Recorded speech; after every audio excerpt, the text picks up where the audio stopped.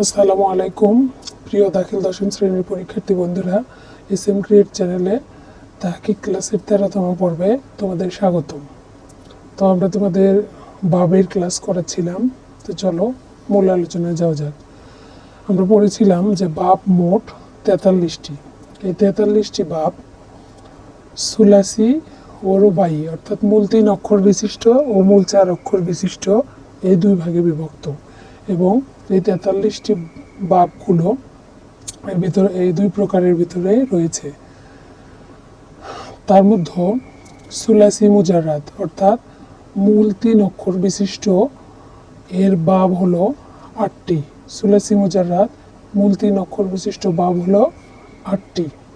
2 নম্বরে সুলাসি মাজিদ ফি মুলহাক বিরুবাই অর্থাৎ 3-এর অধিক অক্ষর বিশিষ্ট এবং রুবাইয়ের মতো আচরণকারী বাব হলো মোট 17টি।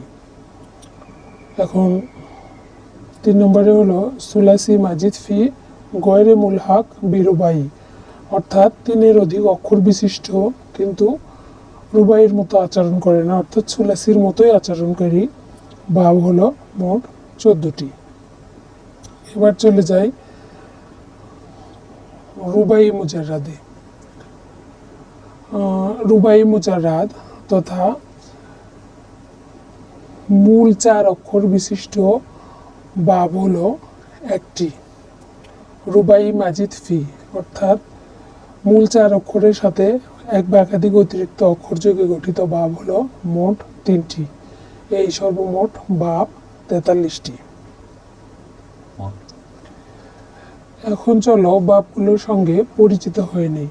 সুলাসি মুজাররাদ তথা মূল 3 অক্ষর বিশিষ্ট বাব আমরা বলেছিলাম মোট 8টি।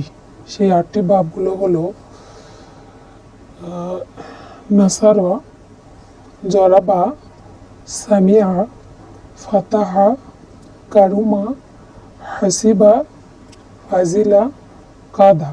এই 8টি বাব হলো সুলাসি মুজাররাদ অর্থাৎ মূল 3 অক্ষর বিশিষ্ট বাব। এরপর যাওয়া যাক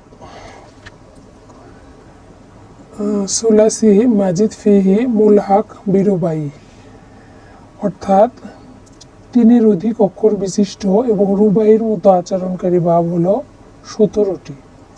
সেই 17টি বাবগুলো হলো ফা'লালাতুন, ফা'নালাতুন, ফাওয়ালাতুন, ফাওয়ালাতুন, ফায়ালাতুন, ফায়ালাতুন, ফাআলাতুন, তাফআলালুন, তাফআলুলুন, তাফানুলুন,